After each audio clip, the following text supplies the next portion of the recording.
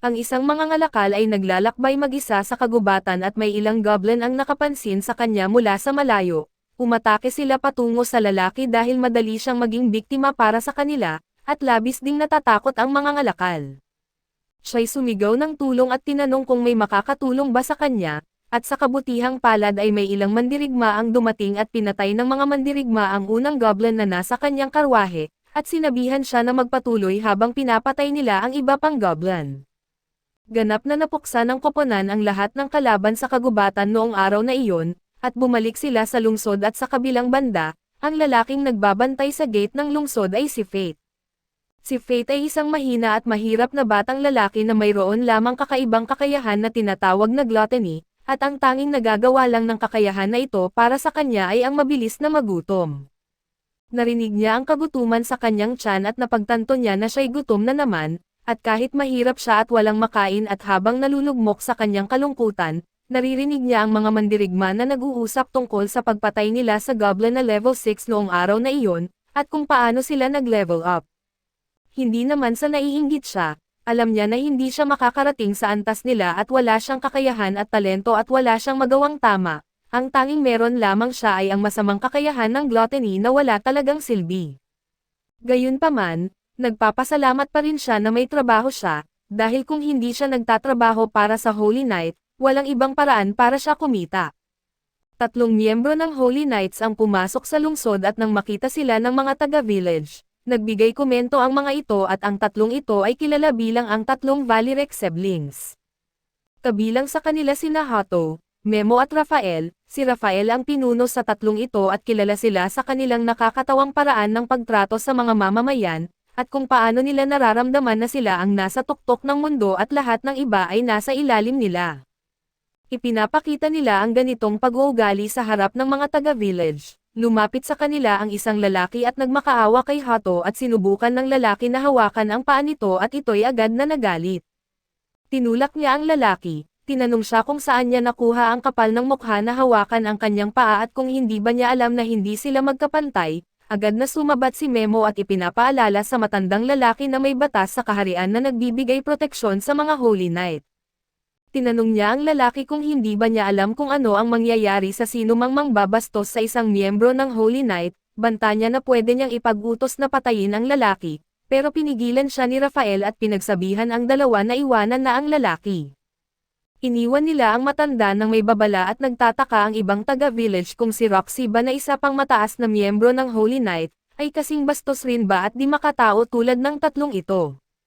Mukhang si Fate ay inatasan ng mga magkapatid na ito na magbantay ng gate para sa kanila. Nang dumating ang mga magkapatid ay tinanong ni Rafael si Fate kung maayos ba niya na binabantayan ang gate habang wala sila, at kung wala bang masamang nangyari. Tumugon si Fate na maayos niyang binabantayan ang gate, at sa halip na ibigay ng diretso ang kanyang bayad, itinapon ni Rafael ang mga barya sa sahig at pinapapulot ito kay Fate at habang nahihirapan na pulutin ito, lumapit si Hato at inapakan ang kanyang kamay. Humingi siya ng paumanhin at sinabing mukhang madumi si Fate kaya hindi niya napansin ang kamay nito sa sahig, at habang nakahandusay si Fate sa sahig, muli na namang nag-ingay ang kanyang tiyan dahil sa gutom. Galit na tinanong siya ni Hato kung bakit laging mukhang nagugutom siya kahit na napapakain naman daw siya nila. Sinabi niya na si Fate ay masamang halimbawa ng isang nagtatrabaho para sa Holy Knight. Kapag may narinig ang iba na nagugutom siya, maaari nilang isipin na hindi siya binibigyan ng sapat na pagkain ng kanyang mga amo, pero ang hindi nila alam na si Fate ay talagang hindi nabubusog. Inapakan ni Hato ang ulo ni Fate at tinanong ito, kung hindi ba nito alam kung gaano siya kaswerte na magtrabaho para sa kanila at sa lungsod na iyon, may 2 uri ng tao at ito ang mayroon at ang wala. Ang mayroon ay yaong mga pinagpala ng mga Diyos na may kakaibang kapangyarihan o skill, sila ang mga marangal na miyembro at sila ay nabubuhay ng marangal, at ang wala naman ay yaong hindi pinagpala ng anumang skill at sila ay nabubuhay ng mahirap at naghihirap hanggang sa kanilang kamatayan. Si Fate ay kabilang sa mga wala, maliban na lang sa kakayahan niya sa gluttony at wala siyang ibang skill at umaasa siya na magkakaroon ng skill upang kahit hindi siya magtrabaho bilang bantay sa Holy Knight, maaari siyang magtrabaho bilang adventurer. Patuloy na inaapi at inaapakan ng mga magkakapatid ang mukha ni Fate hanggang sa dumating si Roxy at pinaalalahanan sila, Sinabi niya sa kanila na ang kanilang tungkulin bilang Holy Knights ay protektahan ang mga tao, at ang pag-aapi sa isang taga-village ay hindi magandang gawain. Umalis sila dahil alam nilang hindi sasang-ayon si Roxy sa kanilang ginagawa. Lumapit si Roxy kay Faith at inilabas ang kanyang panyo at tinulungan siyang punasan ang kanyang mukha at doon ay pinasalamatan siya ni Faith, ngunit sinabi ni Roxy na ito ay kanyang tungkulin. Hiniling niya kay Faith na kung mangyari man muli ang ganitong insidente, dapat ay sabihin ito sa kanya subalit ayaw ni Faith na mapaaway si Roxy kay Rafael, kaya't ipinakita niya na maayos siya at hindi na kailangang mag-alala pa. Oras na ni Roxy sa pagbabantay kaya iniwan niya ito at pumunta sa bar. Napansin ng barkeep ang sugat sa mukha ni Faith at agad niyang tinanong kung ano ang nangyari sa kanya. Inasam niya na sana ay hindi mangyari kay Faith ang nangyari sa dating bantay ng gate dahil ito ay namatay sa malungkot na paraan. Pinasalamatan ni Faith ang kanyang mga sinabi kahit na hindi ito mga magagandang salita, at agad na binayaran ang kanyang pagkain. Agad siya na umuwi na umaasa at nagdadasal na sana ay magkaroon siya ng magandang pagkakataon sa buhay at hindi mamatay na mahirap.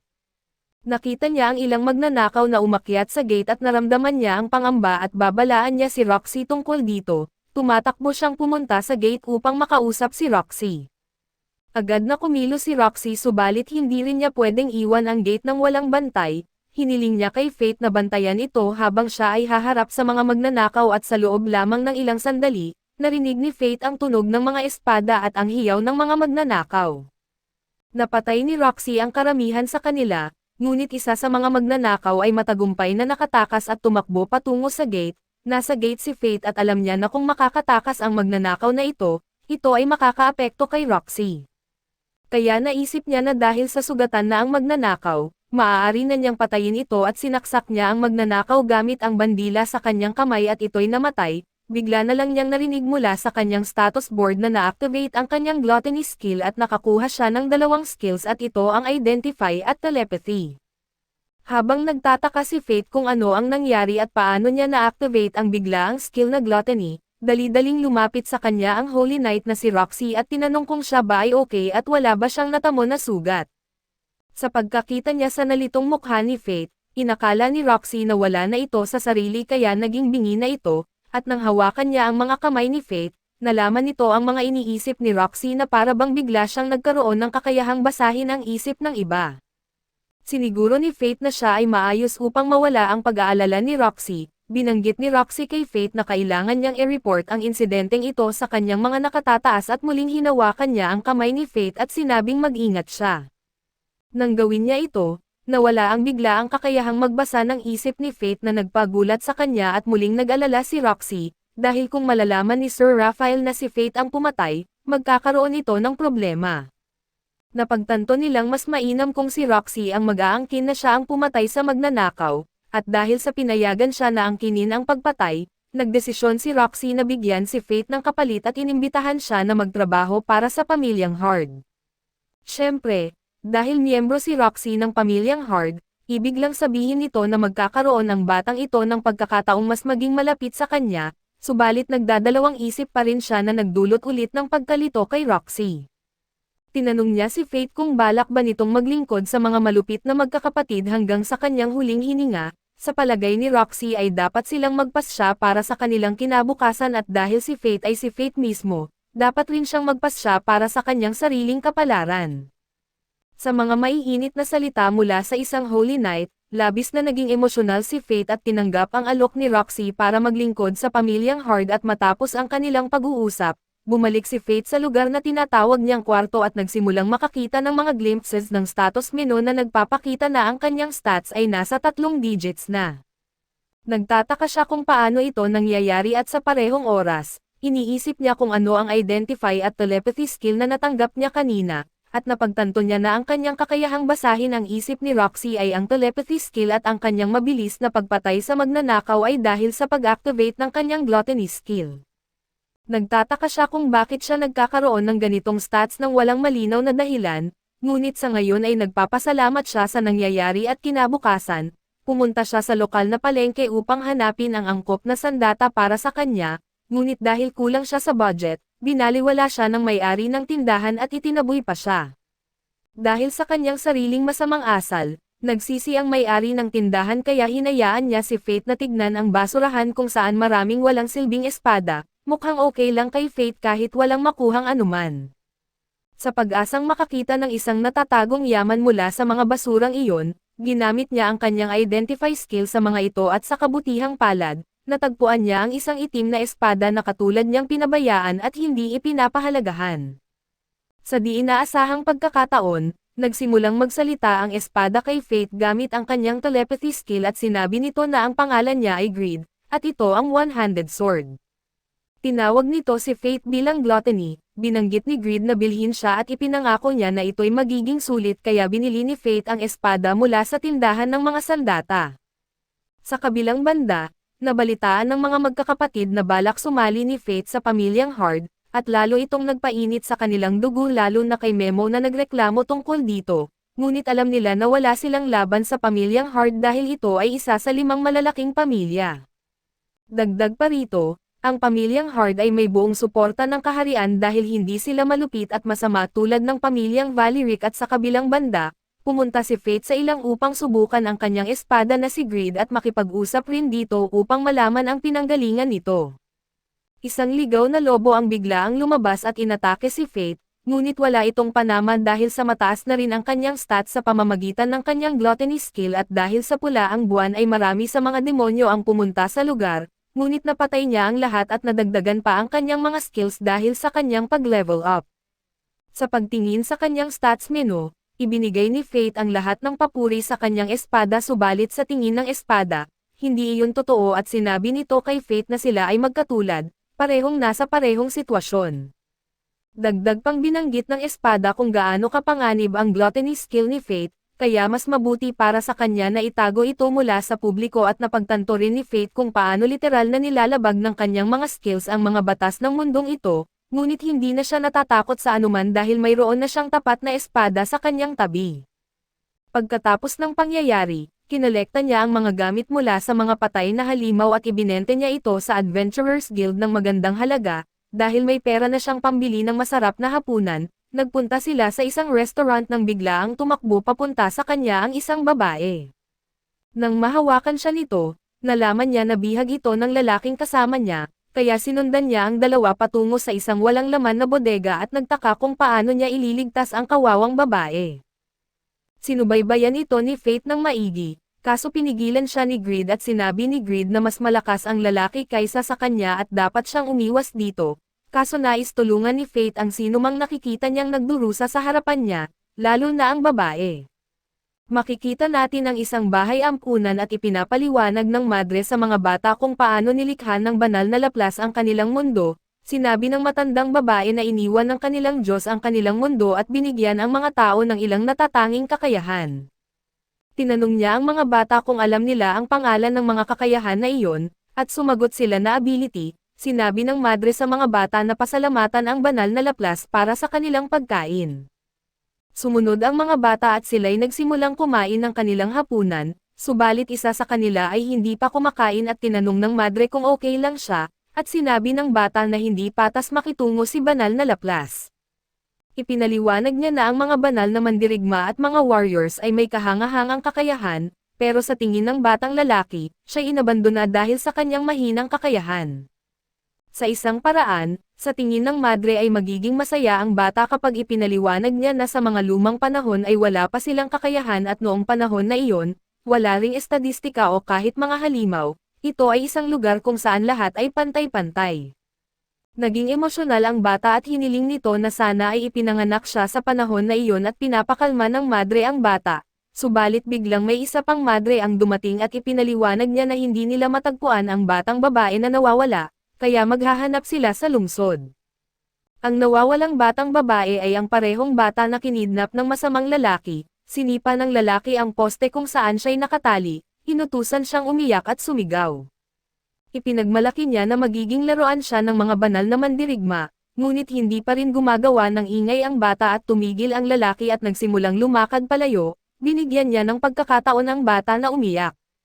Narinig niya ang mga lakad subalit ito'y si Faith, at binanggit sa kanya na magiging maayos ang lahat at pinutol niya ang kadena at hiniling sa bata na tumakbo at tumakas, kaso bumalik ang isa pang lalaki. Ipinaliwanag ng lalaki na madalas siyang nakakabangga ng mga taong katulad ni Faith, mga walang silbing taong akala ay bayani ng katarungan. Ngumiti lamang si Faith sa bata at hinugot si Greed upang labanan ang masamang lalaki. Tinukso ng lalaki si Faith, tinanong kung kaya ba niya na lumaban habang binabantayan niya ang bata at lumalapit ito at ang bata ay humawak sa damit ni Faith sa takot. Naisip ni Faith na kailangan niyang iligtas ang bata, ngunit hindi niya alam kung paano. May ideya si Greed at binanggit kay Faith na umatras dahil iniisip ng isa pang lalaki na mas mahina si Faith kaysa sa kanya, kaya nais ni Greed na gamitin ni Faith ang kumpiyansa ng lalaki at doon ay sinunod ni Faith ang mga utos at nagsimulang tumakbo kasama ang bata. Dahan-dahan na sinusundan sila ng lalaki at sinabi na papatayin niya si Faith kung masira nito ang mga kahon. Sinubukan niyang asarin si Faith, ipinaliwanag niya na magiging masunurin ang bata kapag nakita nito na humiwalay ang kaluluwa ni Faith. Nakarating si Faith sa dulo, at binanggit ni Greed na oras na para umatake at agad na binangga ni Faith ang mga kahon sa daraanan ng lalaki, ginamit ito upang lumundag at sumalakay sa kanya. Naiwasan ito ng lalaki at nakagawa lamang ng gasgas sa kanyang pisngi, nagsimula ng magseryoso ang lalaki at nagsimulang lumiwanag ang kanyang espada. Alam ni Greed na magiging problema ang kakayahan nito at sinabi kay Faith na talunin ang lalaki gamit ang kanyang sandata. Ginamit muli ni Faith ang mga kahon upang lumundag papunta sa lalaki at nagawa niyang masira hindi lamang ang kanyang espada, kundi tinamaan din niya ang lalaki at habang nakahinga pa ang lalaki, doon ay tinanong ni Faith kung ano ang ibig niyang sabihin tungkol sa pagdala sa mga bata sa mga Holy Night. Tinatanong niya kung sino ang nagutos sa lalaki na ikidnap ang bata, ngunit tumanggi itong sumagot kaya doon ay nagdesisyon si Faith na tusukin ang sugat nito at pahirapan siya sa sakit at pagkatapos ng ilang segundo, pumayag ang lalaki na ipahayag kung sino ang nagbayad sa kanya. Ito si Hato Veliric, ang lalaking madalas na bugbugin si Faith at lumalabas na baliw ang lalaking ito na gustong gamitin ang mga batang ulila para sa kanyang mga kakayahan sa pana, ngunit sa halip na mansanas ang kanyang tamaan, utak ang kanyang target. Dinala ni Faith ang bata sa labas, sinabing mula ngayon ay ligtas na siya. Nagugutom si Faith at tinukso siya ni Greed at in-invite niya ang bata na kumain at tinanong ang pangalan nito. Sahara ang pangalan ng batang babae at dinala ni Faith si Sahara sa mga tindahan sa kalsada at bumili ng ilang barbecue. Agad na nagsimula si Sahara na kumain at ipinaliwanag niya na ito ang unang beses niyang nakatikim ng karne. Bigla siyang napaiyak ng walang dahilan, ngunit nauunawaan siya ni Faith at ibinigay sa kanya ang bahagi niya at pagkatapos, dinala niya si Sahara pabalik sa ampunan kung saan muling nakipagkita ito sa mga madre. Nagpasalamat sila kay Faith sa pagligtas kay Sahara, ngunit naguluhan siya at tinanong siya kung okay ba siya, kaso sagot lamang niya na ngayon lamang siya nakaranas ng pasasalamat dahil sa hindi niya ito naranasan noon, dahil dala na rin sa kanyang walang silbing kakayahan. Naguluhan si Sahara at tinanong ito at ipinaliwanag ni Faith na ang kanyang kakayahan ay kagutuman lamang. Lumapit siya at sinubukan na magbigay lakas ng loob kay Sahara at binanggit niya na gaano man kahirap ang sitwasyon, kung makakaya niya ito ay makikita niya ang kaligayahan balang araw at pwede ring hindi. Iyon ang mga salitang sinabi sa kanya ng kanyang ama noong siya'y bata pa. Hindi niya ito naiintindihan noon, subalit natutunan na niya sa mga nagdaang taon at doon ay umalis siya at ipinaliwanag ni Greed na hindi lamang tumaas ang kanyang estadistika, kundi nakuha niya rin ang teknik na one-handed sword. Binati ni Greed si Faith sa kanyang bagong kakayahan, ngunit naguluhan si Faith at ipinaliwanag ni Greed na ito ay isang teknikal na kakayahan na nagbibigay sa kanya ng tech arts. Ito ay literal na mga lihim na teknik, sa kaso na ito ay maaari siyang sumalakay ng 2 beses sa parehong panahon at na-impress si Faith sa una, ngunit napagtanto niya na kung nagamit lang ng lalaki ang kakayahan ng tama, panigurado na nahati na siya sa 3 piraso ngayon. Inireklamo ni Faith kay Greed na dapat ay binalaan siya nito noon, pero tinawag lamang ni Greed si Faith na bayani na sinusubukan na iligtas ang isang bata. Sabi ni Faith hindi siya bayani at inamin niya na hindi niya haharapin ang lalaki kung alam niya lang ang kakayahan ng lalaki. Ipinaliwanag ni Greed na sa mga labanan, ang tagumpay ay minsan ay dahil na rin sa swerte ng pagkakataon kaya ang mas malakas na tao ay hindi palaging nananalo. Ginawa ni Faith ang kanyang bagong layunin na kung saan kailangan niyang maging sapat na malakas at maiwasan ang pagkapanalo ng hindi umaasa sa swerte. Itinanong siya ni Greed patungkol sa kanyang duty, dahil ito ang unang araw ni Faith na magtrabaho para sa pamilyang Hart at kinumpirma ito ni Faith at tinanong siya ni Greed kung magpapanggap lang ba siya na isang ordinaryo. Napaisip dito si Faith at nakalimutan din niyang bumili ng bagong damit at samantalang sa isang bar, may matandang lalaki na ibinunyag ang balita na si Sir Mason ay nasugatan ng isang banal na dragon sa Gallia, at tinanong ng barman kung ano ang mangyayari sa pamilya Hart at sumagot ang matanda na si Roxy ang magmamana dito. Ang pangunahing problema lang ay si Sir Mason ang nangangasiwa sa mga banal na mandirigma at hindi sigurado ang matanda kung makakaya niya itong mapanatili. Pero sagot ng barman na ang mga kapatid na Vlerick ay walang silbi, at mas gusto niyang pag-usapan ito dahil sa nakakasuka ang mga ito. Tinanong ng matanda ang tungkol kay Faith, at sinagot ng barman na madalas itong dumaan araw-araw pagkatapos magtrabaho at kinabukasan, dumating si Faith sa distrito ng Holy Night at mukhang bagong bihis. Paglapit niya, napansin niyang nakatira si Roxy sa isang malaking mansyon at nakatagpo niya ito sa may fountain at ngumiti ito. Ipinaliwanag na hinihintay niya si Faith subalit hindi sumagot si Faith, dahil sa nahumaling ito sa kanyang kagandahan. Sinabi niya kay Roxy na maganda siya at doon ay nahiya si Roxy, dinala siya ni Roxy sa loob para sa tour, at ang kanilang unang hinto ay sa harap ng isang libingan. Lumalabas na ito ang libingan ng kanyang ama at ipinakilala niya si Faith dito. Naguluhan si Faith sa una at ipinaliwanag niya na nangyari ito 5 araw na ang nakakalipas nang makaharap nito ang isang Divine Dragon. Naalala ni Faith ang lugar ng Gallia. Ito ay isang kontinente na pinagharian ng mga halimaw at isa sa mga tungkulin ng banal na mandirigma ay panatilihing nakakulong ang mga halimaw na iyon.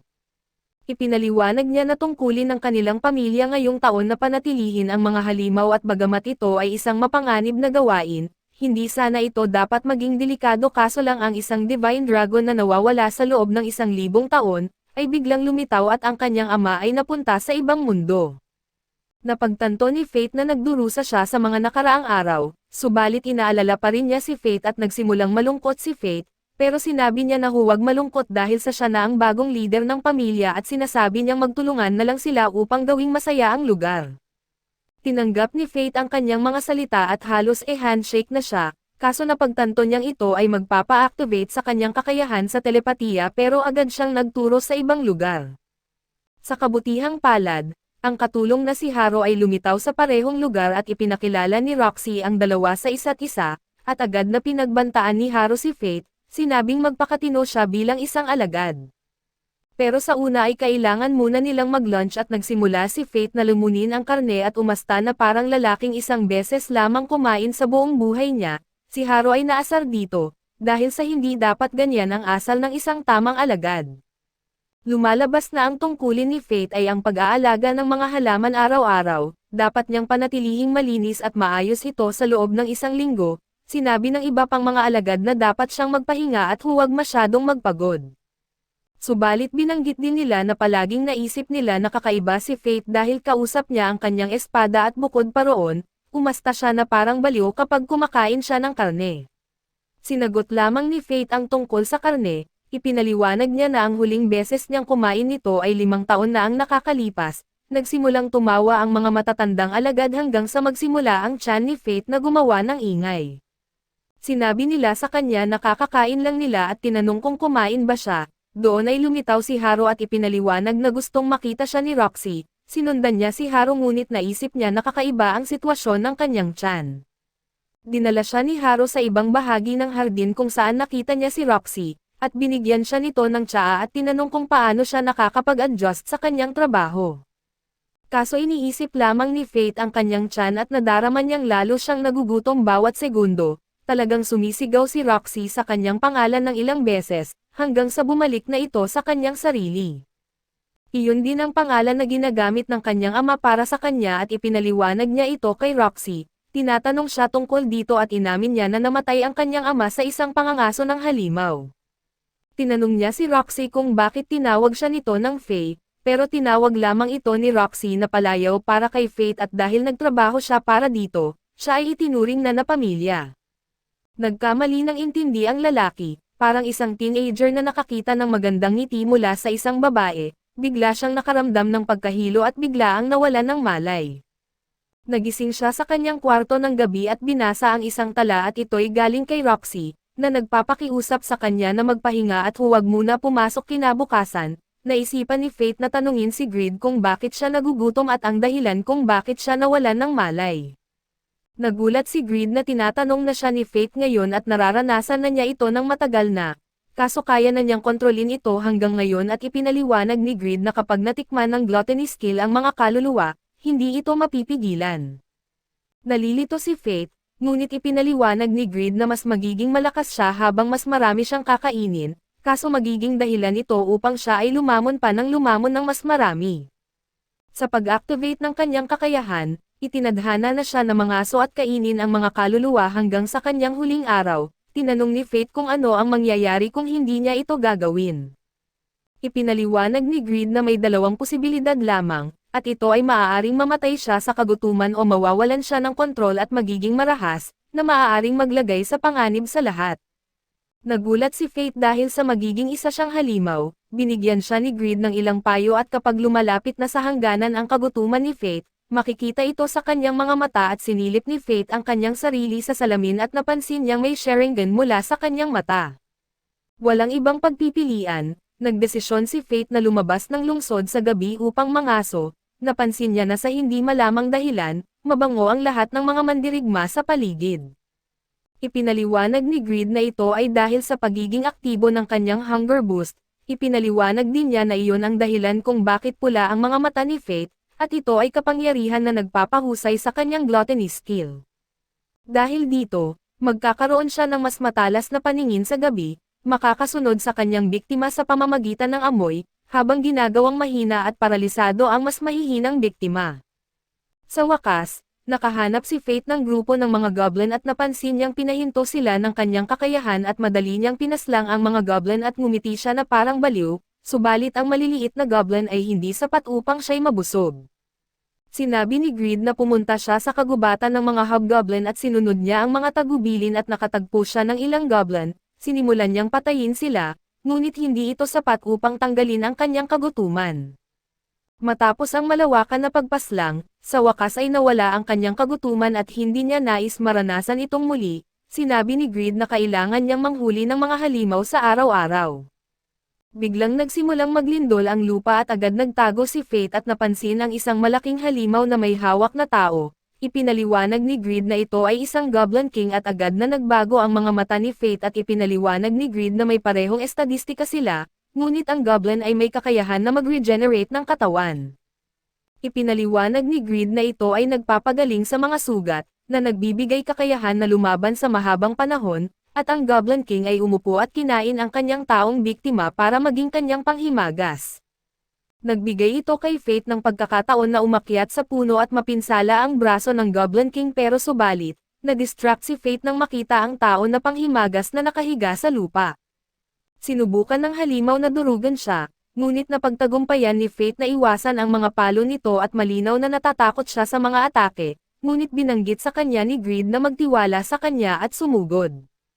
Sinunod ito ni Fate at napagtagumpayan niyang hindi lamang maharangan ang mga atake ng halimaw kundi pati na rin ang mapatay ito, muling na-activate ang gluttony skill, na nagdala kay Fate sa isang bagong antas. Mayroon na siyang ilang mga kakayahan at lahat ng kanyang estadistika ay umaabot na sa 5 digit. Umupo siya dahil sa pagod at sinabi ni Greed na ngayon na magsisimula ang tunay na laban. Ipinaliwanag niya na ang estadistika ni Fate ay maaari nang gamitin ang unang antas ni Greed. Nalito si Fate pero sinabi ni Greed na ito ay isa pang shadow at ipinaliwanag ni Greed na maaari siyang makakuha ng bagong mga kakayahan kung iaalok sa kanya ni Fate ang kanyang estadistika, pero magkakamit ito ng bawat punto ng estadistika. Tumanggi si Fate subalit ipinaliwanag ni Greed na kung hindi niya gagawin ito, hindi na siya magagamit ni Fate at sinabi niya pagkatapos na maaari maging malakas si Fate sa sarili niya, o maaari niyang gawing malakas si Greed at magtulungan sila. Nagdesisyon si Fate na tanggapin ang alok at ibigay sa kanya ang kanyang estadistika. Nagsimula si Greed na mag-transform sa isang mahiwagang pana, kailangan lamang niyang bunutin ang sandata at magagamit na niya agad ang pana. Nagdesisyon si Fate na subukan ito at lumalabas na maaaring sundan ng pana ang mga target, madaling talunin ang isang goblin sa malapitan at pagkatapos, nagdesisyon siyang kunin ang mga tenga ng Goblin King at ibigay sa ampunan at umaasa siyang sa ganitong paraan ay makakapagkain ang mga madre sa mga bata ng ilang panahon. Kinabukasan, sinusubukan ni Roxy na lumabas ng bahay ng palihim, hindi siya nakilala ni Fate at sinabihan siyang huminto sa paggalaw dahil sa pag-akala na siya ay isang magnanakaw. Nagulat si Roxy at biglang humarap, humingi ng paumanhin si Faith dahil sa pagkagulat nito at doon ay binanggit na iba ang itsura ni Roxy kaysa sa karaniwan. Tinanong siya ni Faith kung pupunta ba siya sa kastilyo pero sinagot lamang siya ni Roxy na pupunta siya sa bayan para sa isang lihim na inspeksyon. Sinabi niya kay Faith na huwag sabihin sa kahit kanino lalo na kay Haro, na malamang pagagalitin siya dahil sa kanyang pananamit at nangakong di ito isusumbong ni Faith at sumubok bumalik sa trabaho. Gusto sana ni Roxy na gawing isang date ito, pero binanggit na lang niya kay Faith na siya ang magiging bantay niya sa pag-inspeksyon at doon ay agad na umalis ang dalawa. Ngunit mukhang sobrang saya ni Roxy at sinabihan siya nito na magdahan-dahan, pero binalaan niya si Faith na huwag siyang tawaging Roxy dahil baka mapansin siya ng mga tao. Hiningi niya kay Faith na tawagin siyang Lexi, tinukso ni Greed si Faith at sinabihan niya ang espada na tumigil at akala ni Roxy ay para sa kanya ang mga salitang iyon, agad siyang humingi ng paumanhin dahil sa pagiging makulit. Sinubukan niyang iwasan ang isang problema at kumalma si Roxy. Ipinaliwanag na masaya siyang kasama siya at doon ay tinukso ulit ni Greed ang kanilang romantic scene, ngunit nagalit na si Faith at sinusubukan itapon ang espada. Kaso pinigilan siya ni Roxy, sinabing hindi pwedeng ganun ang pagtrato niya sa kanyang sandata. Naisip niya bigla na hindi pa niya nakikita ang espada nito at na-realize ni Faith na siya ay nasa malaking problema, dahil sa ang isang tao na may walang kwentang kasanayan tulad niya ay hindi dapat magkaroon ng espada. Hindi niya maaaring ipagkalat sa kahit kanino ang kanyang kasanayan na gluttony. Nabitawan niya ang espada at ito'y nakuha ni Roxy at pagkatapos suriin, sinabi ni Roxy na kailangan ng kaunting ayos si Greed at nangako na dadalhin ito sa blacksmith ng kanilang pamilya. Pagkatapos, patuloy silang naglalakad at sinabi ni Faith kay Greed na siya'y magiging makintab na sa wakas, ngunit hindi sumagot si Greed at sinubukan niyang tingnan kung ano ang nangyayari. Ngunit si Greed ay tila nagpahinga matapos hawakan ni Roxy. Binanggit niya na sobrang bango ni Roxy at dahil dito, nanggigil si Faith at gustong itapon si Greed pero subalit, sinabihan siya ni Roxy na magmadali at umalis sila sa eskinita at pumasok sa mga kalsada ng lungsod. Buhay na buhay ito, puno ng mga tindero at iba't ibang tao at nakita ni Roxy ang mga ubas na mukhang masarap at huminto siya. Ipinaliwanag ng tindero na ito ay mula sa ubasan ng pamilya Hart. Gusto niyang tikman at binigyan siya ng tindero ng dalawa. Tinikman ni Faith ang isa at napansin niyang masarap ito, sa huli ay nakapagsalita si Roxy nang wala sa oras, binanggit na ito ay tinanim sa kanilang bahay at doon ay naguluhan ang tindero sa sinabi niya. Naisip ni Faith na baka matuklasan si Roxy, ngunit nagbigay ng ideya si Greed at agad na sumali sa eksena si Faith at ipinaliwanag sa tindero, na isa sa mga kamag-anak ni Roxy ang nagtatrabaho para sa pamilyang Hart. Napaniwala niya ang tindero at ito'y umalis, pinasalamatan siya ni Roxy sa tulong kaso lang lahat ng tao ay napunta ang pansin sa pagdating ng isa sa mga Holy Night, at doon ay agad na nawala ang sigla ng lungsod. Lahat ay tumahimik at sinubukan na hindi tumingin, sila'y nag-aalala, hindi alam kung bakit nandito ang banal na kabalyero at napagtanto nila na ang mga mababang ranggo ng banal na kabalyero ay gumagawa ng pag-aabuso sa kanilang kapangyarihan mula nang mamatay ang ama ni Roxy. Subalit gumawa ng ingay ang tiyan ni Faith nang dumaan ang lalaki at tinukso pa ito ni Greed, doon ay na-offend ang banal na kabalyero, tinanong niya kung sino ang gumawa ng ingay at ito'y lumapit kay Faith. Napaluhod si Faith at sinubukan na humingi ng paumanhin, kaso lang sinabi ng kabalyero na hindi niya ito naririnig at handa na sana ang kabalyero na masipa ang ulo ni Faith, subalit agad na sumagot si Roxy. Ipinaliwanag niya na humingi na ng paumanhin si Faith, pero ang walang utak na lalaki ay nagsimula ng asarin si Roxy at nagtaka siya kung sino ang batang ito na sinusubukan sumagot sa isang banal na kabalyero. Pero nang tignan niya si Roxy ay halos makilala niya ito at tinanong ng mga tao sa paligid kung hindi ba si Roxy iyon mula sa pamilya Hart, nangamba si Faith na baka malaman ng lahat ang katotohanan, pero nagbigay ng plano si Greed at magpanggap na sila'y magkasintahan. Labis na nagulat si Faith at inulit niya ito ng malakas at doon ay narinig ito ni Roxy at naisip niyang magandang ideya ito, tinulungan niya si Faith na tumayo at sinimulan niya ang palabas. Sinabi niya na naghanda siya ng almusal para sa kanya at hindi pa niya ito kinain at agad na sinubukan itong sabayan ni Faith at sa huli, sila'y nagkaroon ng biglaang romantic scene at sa puntong maging si Greed ay naisip na nagiging medyo kakaiba na ito. Si Roxy ay tila nalilibang at humingi ng paumanhin sa kabalyero bago sila umalis, Napaisip ang lahat na hindi ito si Roxy Hart dahil sa hindi marunong magluto ang mga banal na kabalyero. Nagkawatak ang mga mamamayan at dinala ni Roxy si Faith papasok sa eskinita. Naisip niya na hindi pa siya nakakakapit sa braso ng isang lalaki ngunit hulaan mo, doon ay nalalaman ni Faith ang lahat ng mga iniisip ni Roxy. Narinig niya na mabilis ang tibok ng puso ni Roxy at humingi ng paumanhin habang inilayo ang sarili. Sinabi ni Roxy na sanay na siya rito at masayang naglakad palayo, kaso unti-unti nang nahulog ang loob ni Faith at napagtanto na baka mahirap sa kanya na samahan si Roxy. Napansin niya na tumigil ito sa isang tindahan at nakita niya itong tinignan ang isang pulang hiyas. Pinaliwanag ni Roxy na interesado siya dito dahil babae siya. Napansin niya ang iba't ibang bato at tinanong ang tindero kung ito ba ay mga hiyas din. Pinaliwanag ng tindero na ito'y isang uri ng bato, maaaring may hiyas sa loob o wala at ito'y isang pagsusubok ng swerte. Sinabi ng tindero na ito ay nagkakahalaga ng 10 tansong barya kada piraso at tinanong kung gusto niya itong subukan. Ipinaliwanag ni Greed na madali para kay Faith na matukoy kung alin ang pinakamaganda gamit ang kanyang identify skill. Sinubukan ni Faith tignan ang mga bato, hanggang sa napansin niya na interesado lamang si Roxy sa isang asol na hiyas.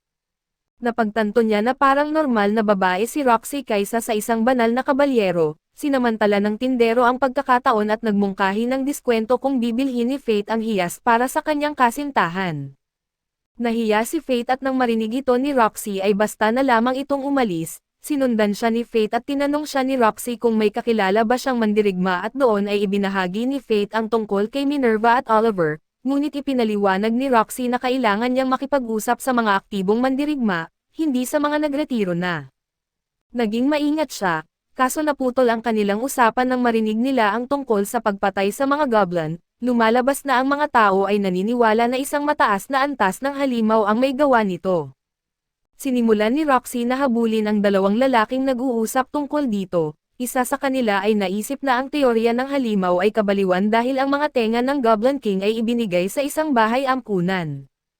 Nilapitan ni Roxy ang mga lalaki at tinanong sila tungkol sa detalye.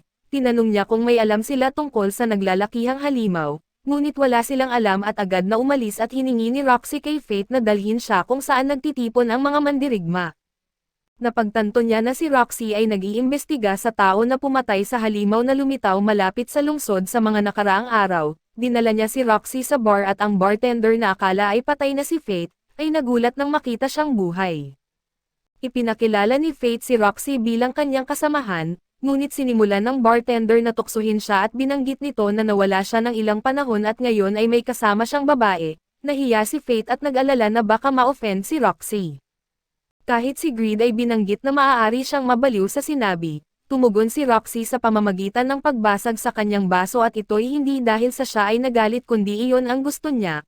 Kumain sila ng marami at ipinaliwanag ng bartender kung ano ang alam niya tungkol sa misteryosong tagapatay ng goblin. Ipinaliwanag niya talaga na isang mandirigma ang nakakita ng tambak ng mga goblin na may mga tenga pa. Naguluhan si Roxy dahil lahat ay kukunin ng tenga para ibenta ito para sa pera. Kaya napagtanto niya na ito ay isang mandirigmang palakad-lakad na lumipat mula sa ibang rehiyon. Ipinaliwanag ng bartender na masama ito para sa negosyo at doon ay naguluhan si Faith. Pinaliwanag ng bartender ng detalyado. Sinabi niya na ang mga tao ay dapat dumaan sa kapatagan ng goblin kung nais nilang magkaroon ng negosyo sa loob o labas ng lungsod. Kaya ang mga tao ay ayaw magbiyahe at ito ay makakaapekto sa ekonomiya ng lungsod. Nagsimulang ma-realize ni Faith ang kanyang pagkakamali nang pumasok ang isang matandang lalaki sa bar. Akala ng matanda na nakakita siya ng multo dahil sa pagkakaalam niyang patay na si Faith. Lumalabas na may impormasyon din ang matandang lalaki at sa tingin nila, ang palakad-lakad na halimaw ay isang lich kaya ang mga Holy Knights ay gagawa ng diretsyong aksyon para harapin ito.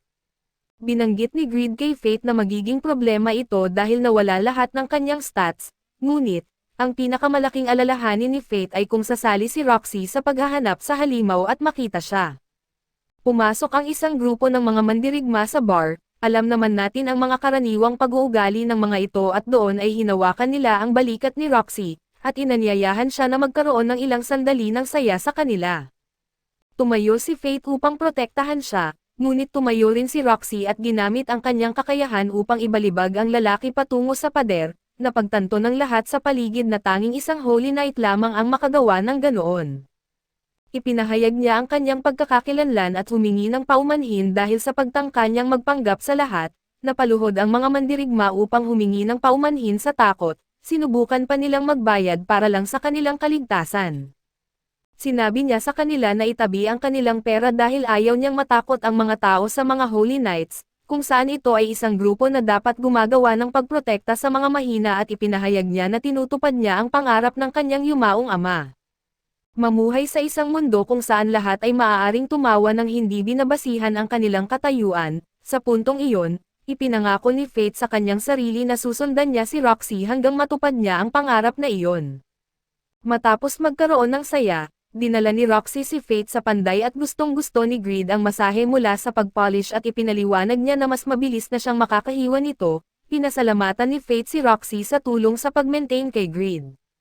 Ngunit pinaliwanag ni Roxy na tinulungan rin siya ni Fate na makakuha ng higit pang impormasyon tungkol sa palakad-lakad na halimaw, naging mausisa si Fate at tinanong kung bakit hindi niya alam ang tungkol sa paghahanap. Pinaliwanag niya na mula nang mamatay ang kanyang ama, ginagamit ng pamilya Vlerick ang sitwasyon para asikasuhin ang mga bagay nang hindi siya ini-inform, bigla silang nakarinig ng dalawang mga boses at tiningnan kung ano ang gulo. Napansin nila na hinihila ni Hado ang braso ng isang bata at sinabihan ni Roxy siyang bitawan ang bata, binanggit ng lalaki na dinakip lamang nila ang nawawalang bata para protektahan. Inutusan ni Roxy si Fate na tulungan ang batang lalaki at habang ginagawa ito, sinusubukan na kausapin si Fate ng leader na si Rafael pero hindi niya ito pinansin. Sinabi ni Roxy sa tatlo na siya na ang mag-aalaga sa bata at tinanong niya si Rafael patungkol sa bakit hindi siya na-inform tungkol sa paghahanap sa isang misteryosong halimaw. Sinubukan ni Rafael palipasin ang tanong at sinabing akala niya na naging abala na si Roxy sa pagmumuni-muni tungkol sa kanyang ama. Pero binanggit ni Roxy na okay lang siya, bagamat pinili na lang nila na hindi na siya pansinin at si Hado na isang baliw ay tinawag silang basura bago pa ito umalis. Sinabi ng bata na ayaw niya sa mga banal na kawal, kaya humingi ng paumanhin si Roxy.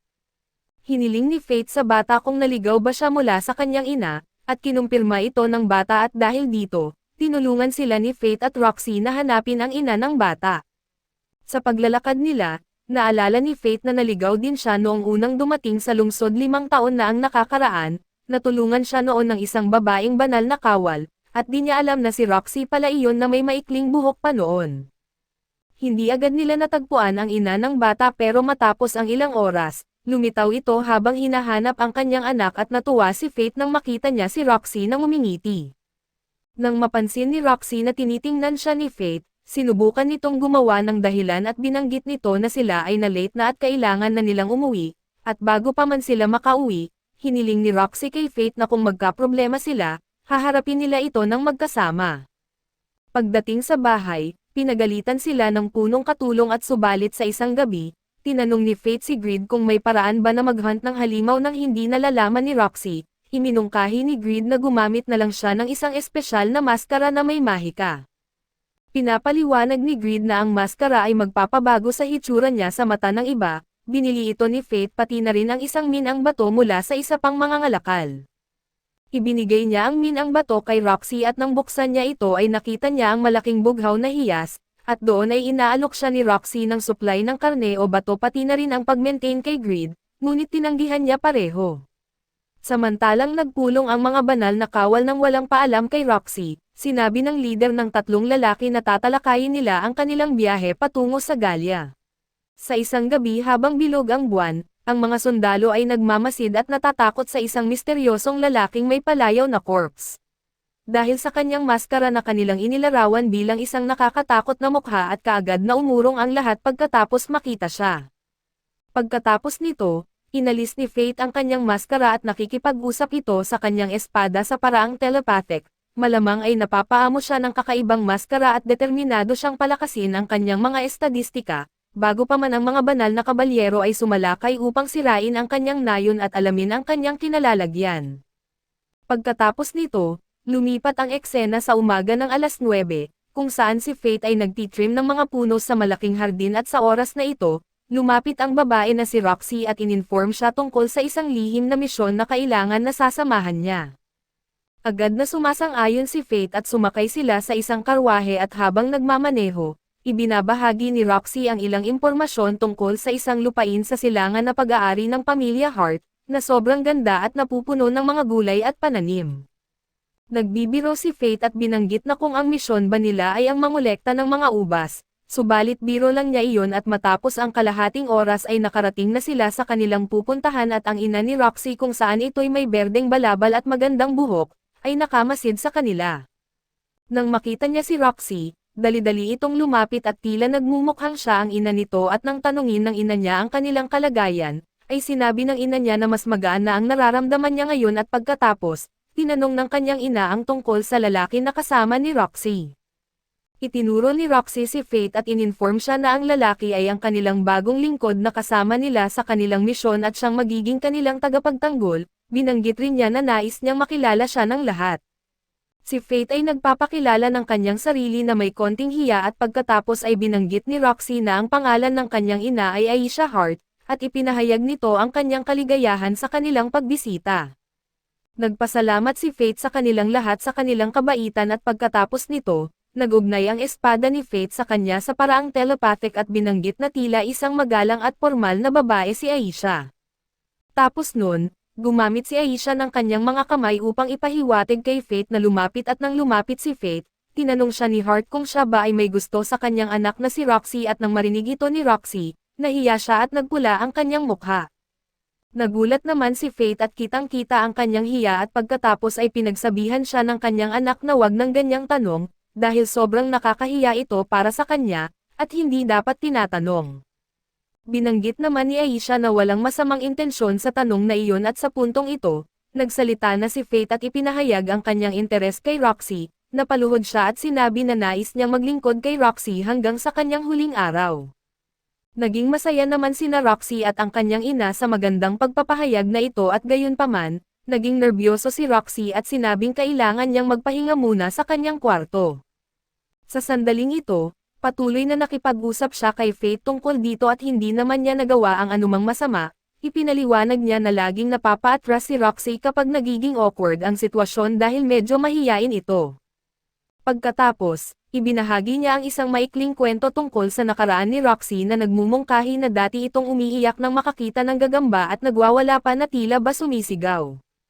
Nagulat si Faith nang marinig ito at sinabi na nagbago na ang mga bagay, dahil ang kanyang anak ay naging isang mahusay na banal na kabalyero na at kinakatakutan na ngayon ng marami. Si Aisha ay patuloy sa kanilang pag-uusap kay Faith, lalo na't pagkatapos mawala ng kanyang asawa. Biglaan daw niyang kinailangang maging pangulo ng kanilang pamilya, na isang bagay na di niya inaasahan at pinatibay ni Faith ang kanyang loob sa pagsasabi na magaling na banal na kabalyero si Roxy at pinagkakatiwalaan siya ng mga tao. Siya ay sobrang mahusay sa kanyang mga gawain bilang pangulo ng pamilya. Doon ay lumipat ang eksena kay Roxy sa kanyang malaking kwarto at binuksan niya ang isang kahon at agad na tumugtog ang nakakaaliw na musika. Napaluha siya habang tinitingnan ang isang estatwa ng kanyang ama na hawak ng kanyang mga kamay. Naalala niya ang kanyang ama na nagtuturo sa kanya noong siya'y maliit pa, hawak ang kanyang kamay at nagtuturo na ilagay ang kanyang espada malapit sa kanyang dibdib. Napakagaling na ama ito at hindi inaasahan na magiging banal na kabalyero siya katulad niya. Sinasabi niya sa estatwa ng kanyang ama na nais niyang maging katulad niya na gagawa ng proteksyon sa mga mahihina at sa kanilang bayan laban sa kasamaan at mga banta mula sa labas. Pabalik sa kasalukuyan, makikita natin si Faith na nag-aani ng mga ubas at may lumapit na lalaki na may malaking sombrero, at nag-aalok ng baso ng sariwang katas ng ubas kay Faith. Sobrang tuwang-tuwa si Faith nang tikman ang katas ng ubas dahil sa sobrang sarap nito at ipinaliwanag ng lalaki na ito ay ang strength elixir, at siya mismo ang nagtuturo sa mga lord kung paano ito itanim sa lupain sa maraming henerasyon. Lahat sa lupang ito, kasama na si Sir Mason ay umiinom ng elixir na ito, at pagkatapos ay tinanong ni Faith kung si Roxy ay tumutulong din ba sa pag-aani taon-taon. Ipinaliwanag ng lalaki na oo. Ngunit may limitasyon dahil mas gusto ni Roxy ang pangangaso ng mga halimaw at ang pag-aani na ito ay hindi lamang para sa ubas, kundi para sa maraming pananim, kaya maraming mga halimaw ang lumalabas upang humanap ng pagkain. Itinuro ng lalaki ang lugar kung saan nanggagaling ang karamihan sa mga halimaw lalo na ang mga kobolds at sa puntong ito, napansin ng lalaki na nagugutom na si Faith mula sa kanyang pag-aani. Maingay ang kanyang tiyan, nagpapahiwatig ng kanyang kagutuman dulot ng kanyang buong araw na trabaho at nagtawanan sila sa magaan na usapan na ito at pagkatapos, lumipat ang eksena kay Faith na nagdadala ng mga ubas sa lugar. Lumapit si Roxy sa kanya at sinabihan siyang bumalik na lang nang wala siya dahil plano niyang manatili roon ng sandali. Nagsimula nang bumalik si Faith ngunit bigla siyang nakatagpo ng isang babae na hawak ang isang malaking espada na mas mataas pa sa kanyang tangkad. Lumapit siya sa kanya na may kuryosidad, at nang tumayo ito sa harap niya at tiningnan siya sa mga mata, napagtanto siya dahil ang mata nito ay tila pareho sa kanya na nakabalot ng pula. Sumubok si Faith na gamitin ang kanyang kakayahang pandama para alamin ang higit pang impormasyon tungkol sa babae. Ngunit wala siyang natuklasan at pagkatapos ay binigyan siya ng babae ng isang kakaibang tingin at naglakad palayo. Tinawag siya ni Faith at tinanong kung pwede itong maghintay at tinanong kung ano ang layunin nito sa lugar na iyon. Sinabi ng babae na pumunta siya upang habulin ang Cobalt Monster, pagkatapos ay tiniyak nito sa kanya na magkikita sila ulit at iniwan ang lugar. Tinanong ni Faith ang kanyang espada sa pamamagitan ng telepatiya tungkol sa babae. Ngunit ipinaalam ng espada sa kanya na wala siyang nakuhang impormasyon tungkol dito, at dito ay nagulat si Faith dahil karaniwang alam ng espada ang lahat subalit ngayon ay wala itong impormasyon na ibinigay. Ipinahayag ni Faith ang kanyang inis sa kakulangan ng kaalaman ng kanyang espada at ipinakita niya ang kanyang pagkadismaya. Ipinaliwanag ng espada na may mga bagay siyang hindi alam dahil sa wala siyang kakayahang manghula, pati na ang pagdating sa astrolohiya at pagsummon ng mga demonyo at espirito para malaman ang nakaraan. Sa sandaling ito, dumating si Roxy na may dalang dalawang bag at hiningi kay Faith na magdala ng isa rito at nagulat si Faith, dahil sa simula pa man ay sinabi na ni Roxy na mananatili siya roon sandali at hindi susunod sa kanya. Ngunit binanggit ni Roxy kay Faith na kukunin niya ang ilang ubas at nang tingnan ni Roxy ang babae. Ipinaliwanag nito na ang babae ay nagmula sa lungsod ng Galia at sinabi ni Faith na narinig niya na ang Galia ay lubusang nawasak, at kinumpirma ni Roxy na ito nga ay totoo. 1,000 taon na ang nakalipas may malakas na hukbo ang Galia, ngunit napasok ito ng alon ng mga halimaw na nagdulot sa kanilang sibilisasyon na bumagsak at maraming tao ang namatay. Gayunpaman, may mga natirang nabuhay at bagamat hindi siya sigurado kung nakakita na siya ng orihinal na taga-Galia at sa pagwawakas ng kanilang usapan, sinabi ni Roxy kay Faith na kailangan na nilang bumalik sa palasyo, kaya't sinundan niya ito. Binanggit niya kay Roxy na narinig niya ang tungkol sa mga halimaw at nag-aalala siya sa kanya sa paglaban sa mga ito mag-isa. Ini-assure siya ni Roxy na hindi siya mag-iisa, sapagkat may mga banal na kabalyero ang kasama niya at siya rin ay isa ng banal na kabalyero, kaya't walang problema.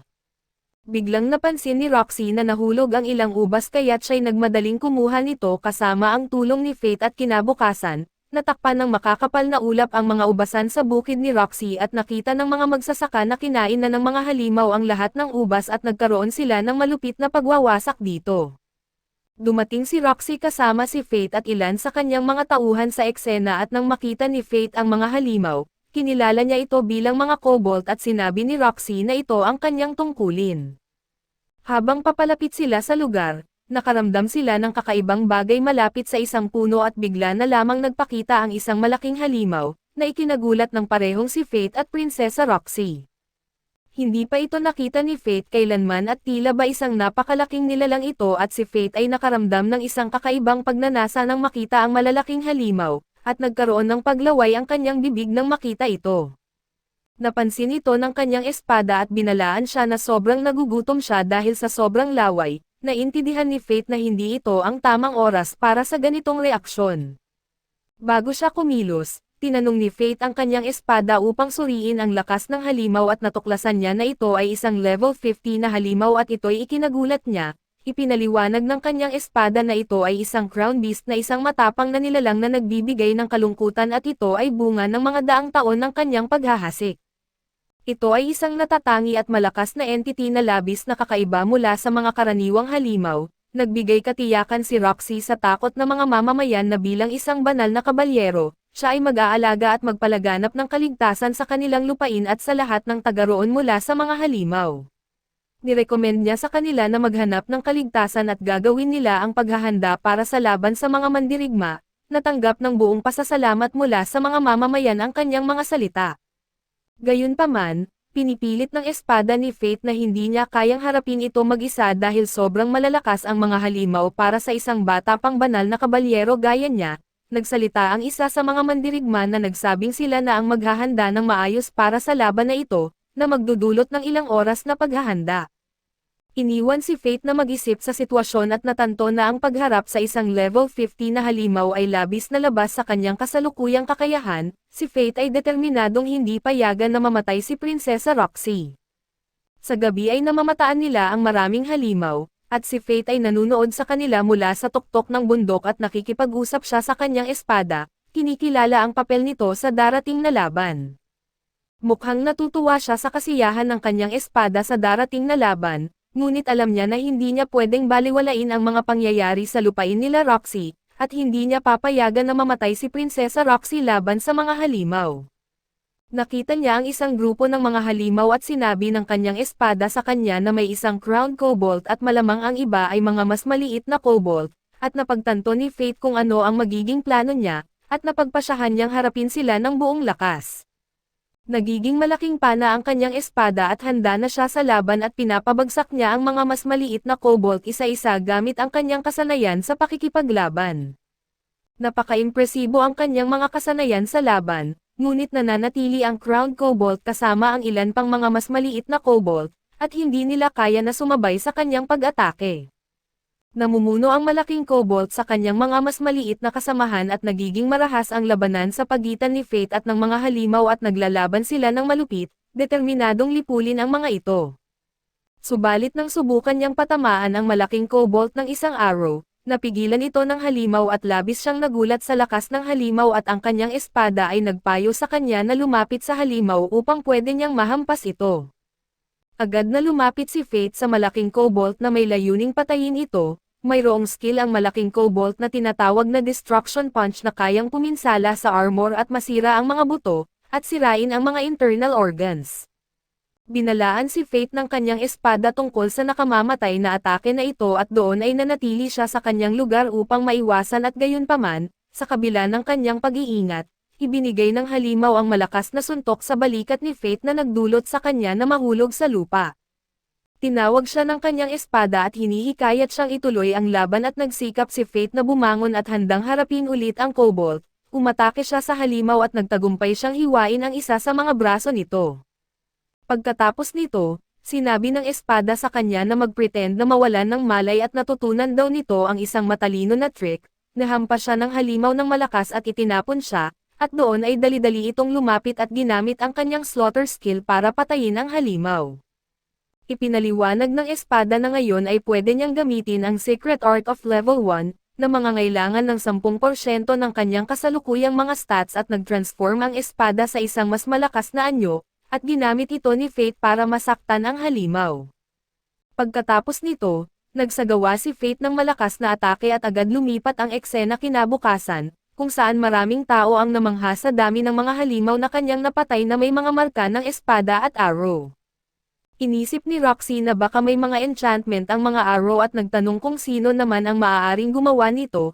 Pagkatapos ay nakipag-usap siya sa kanyang ina, ipinahayag ang kanyang kalungkutan sa mga pagkasira.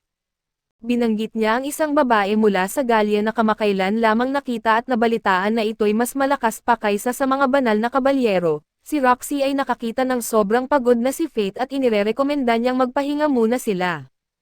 Lumapit si Fate sa ina ni Roxy at humiling ito ng tulong mula kay Fate na manatiling kasama at suportahan ang kanyang anak. Nagulat si Fate at akala niya wala siyang lugar sa tabi ng isang katulad ni Roxy, subalit nilinaw ng ina ni Roxy na hindi niya kailangang magkaroon ng authority o kapangyarihan tulad ng isang banal na kabalyero, ngunit ang kanyang pagiging handa na tumulong ay mahalaga sa kanya. Inamin niya na dati siyang isang ordinaryong babae na walang kahusayan, ngunit sinuportahan niya ang kanyang asawa sa iba't ibang paraan at nadama niya na ang pagiging solo na magulang niya kay Roxy ay nagdudulot ng mga hamon. Sa gabi, makikita natin si Fate na pumapatay ng maraming halimaw at sinasabihan siya ng kanyang espada na gamitin ang isang lihim na skill katulad ng slaughter skill. Sumagot naman si Fate na wala namang halimaw na mas malakas kaysa sa mga goblin dito. Binalaan siya ng espada na nauubos na ang oras at kinakailangan niyang magdesisyon kung ano ang susunod. Malungkot na sinabi ni Fate na wala siyang karapatan na manatili sa tabi ni Lady Roxy at pagkatapos nito, pumasok ang isang matandang lalaki sa eksena at sinabi na si Mr. Hu ay sasama sa misyong paghahanap ng leech at posibleng naghahanap siya ng madaling karangalan. Nagplano silang ipadala ito sa Galya kung saan maaaring maging pagkain ito ng mga halimaw. Pinayuhan ng may-ari ng tindahan ang mga taong gaya niya na manatili sa ligtas na mga lugar, at may iba pang pupunta sa misyon sa Galya. Nagulat si Fate sa balita tungkol sa isa pang misyon sa Galya kahit nakamamatay lang ni Mr. Mason at sa susunod na eksena, makikita natin si Roxy na nakatayo sa harap ng libingan ng kanyang ama at sinasabi sa kanya na siya ay naatasan sa misyon sa Galya. Lumitaw si Fate at sinabihan si Roxy na huwag pumunta sa Galya dahil natatakot siyang hindi ito makakabalik, pero pinaninindigan ni Roxy ang kanyang desisyon at iniwan si Fate sa likod. May nag-uusap na lalaki na nagsasabi na ang pamilya Hart ay pinagmumulan ng kaguluhan para sa pamilya Bel-Eric at sa iba pang mga kabalyero. May mga chismis na nagsasabing nag-prepare rin ang pamilya Hart para sa misyon sa Galya. May isang babae na nagsasalita kay Hato, binanggit sa kanya na magkakaroon sila ng pagkakataon na maalis ang pinagmumulan ng abala at kaya na niyang asikasuhin ang iba. Sinabi ni Hato na sana ay makasama siya pero agad binanggit ng babae na hindi ito para sa kaligayahan kundi para sa isang misyon. Sinabi ng kapatid ng babae kay Hato na maaari siyang umasa sa kanya sa usapin patungkol sa leech at doon ay makikita natin si Fate. Sinasabing hindi niya kaya na baguhin ang opisyal na utos at hindi niya kaya pigilan si Lady Roxy. Ngunit hindi niya rin pinapayagan ang mga ito na tretuhing mga tao na parang basura at magdulot ng higit pang paghihirap. Bigla na lang lumitaw ang mga kabalyero sa likod niya, at isa sa kanila ang nagsabing ang batang ito ay malamang ay mamamatay sa kamay nila. Si Hato ay nagutos sa kanyang mga energetic na mga tauhan na sumugod muna, subalit sa oras na iyon si Fate ay sobrang bilis kumpara sa kanila na para bang hindi na nila makita kung paano siya gumagalaw. Si Fate ay tuluyang winasak ang mga kalaban na ito, habang si Hato naman ay tanging nakatulala na lang sa gulat at si Fate ay lumapit sa mga naiwan na may masamang hangarin, kaso ang natirang grupo ni Hato ay tumakbo ng mabilis para sa kaligtasan ng kanilang mga buhay. Si Hato ay malinaw na natatakot, ngunit patuloy pa rin siyang nagmamatigas at nanindigan sabay sabi, na hindi niya papayagan na maisahan siya ni Corpse at tinawag niya ito na isang halimaw at binalaan na hindi niya papayagan na makatakas ito sa mga kasalanan na ginawa nito. Pagkatapos ay biglang inalis ni Fate ang kanyang maskara upang ipakita ang kanyang tunay na pagkakakilanlan. Sobrang nagulat si Hato habang iniisip kung paano naging ganito kalakas ang taong basura. Wala nang dahilan si Fate na magpaliwanag pa at ginawa ni Hato ang lahat ng makakaya niya para ipakita na hindi siya natatakot. Sinubukan ni Hato na tumindig ng maayos at pinaalalahanan si Fate na siya ang pangalawang anak ng pamilyang Bel-Eric. Ang dakilang banal na kawal na si Hato Bel-Eric at sa kasamaang palad para kay Hato, hindi na ito ang dating tao na inaapi niya, at sinabi ni Fate kay Hato na ipakita ang kanyang kapangyarihan bilang banal na kawal dahil sa siya ay labis na mayabang. Sinuri ni Fate ang mga estadistika ni Hato at ipinaliwanag na mayroon itong espesyal na kakayahan na kinakailangan upang maging isang banal na kawal. Iniisip ni Fate kung paano nakakuha si Hato ng kakayahan na iyon at tinanong si Greed kung masisira ba niya ang isang banal na espada. Si Greed ay puno ng kumpiyansa at binanggit na mas malakas siya kaysa sa basurang espada ni Hato. Sinabihan niya ang ating bida na gamitin ito ng buong puwersa at ang walang kwentang si Hato ay biglang nagkaroon ng kumpiyansa at tinawag si Fate na tanga, dahil sa nakapasok ito sa saklaw ng kanyang espada. Ginamit ni Hato ang isang malupit na atake kaso nagulat na lang siya nang biglang nasa likuran na niya si Fate. Sumubok si Hato at desperado na inatake si Fate ngunit kinontra niya ito at pinutol ang espada ni Hato na parang isang butter. Hindi makapaniwala si Hato na ang kanyang banal na espada ay mabilis na nasira, at nilaglag na lang ni Fate ang kabilang piraso nito at ngayon ang ating bida ay lubos ng malakas kumpara sa dati niyang kalagayan. At siya na ang nagsasabi kay Hato na kunin ang isang piraso ng espada niya mula sa lupa. Si Hato ay napuno ng takot at hindi makapagsalita sa oras na iyon, at ipinaalala sa kanya ni Fate na siya ay isang banal na kawal, kaya't hindi siya basta-basta na lang na tumakas ng ganoon na lang. Si Hato ay bumagsak at napupuno ng takot, si Fate ay tinatawag si Hato na nakakaawang tao at pinilit siyang bumangon. Binabalak ni Fate na turuan si Hato ng isang leksyon at inaalaala sa kanya ang oras na sinabi ni Hato na ang mga matitigas ang ulo ay kailangang magkaroon ng disiplina. Alam ni Hato ang darating na kaparusahan at nagmamakaawa kay Fate na tigilan ito, ngunit hindi ito pinakinggan ni Fate at nilampaso niya ang mukha ni Hato sa gilid ng bundok. Nilalampaso ni Fate si Hato sa kagubatan, tumigil lang siya pero halos hindi na makilala ang hitsura nito at nakikiusap si Hato kay Fate na itigil ang pag-atake kaso sa puntong ito, sobrang galit na si Fate at hindi makapaniwala na may tao na tulad ni Hato na nagmamakaawa para sa awa, samantalang itinuturing niya ang mga tao na parang mga insekto. Hindi lamang iyon, sapagkat isa rin siya sa dahilan kung bakit ang mahal niyang si Roxy ay ngayon ay mapupunta sa panganib dahil sa mga tulad ni Hato, gumagawa ng desperado na pagmamakaawa si Hato na itigil ang pag-atake, ngunit sobra na sa galit ang ating bida at itinapon niya ito sa ere. Binago ni Fate ang kanyang estadistika para kay Greed na maging isang malaking pana at naglabas ng isang nakakabaliw na atake. Malinaw na kitang-kita kung gaano kalakas si Fate dahil ang kanyang atake ay gumawa ng pagtanggal sa kamay at paa ni Hato.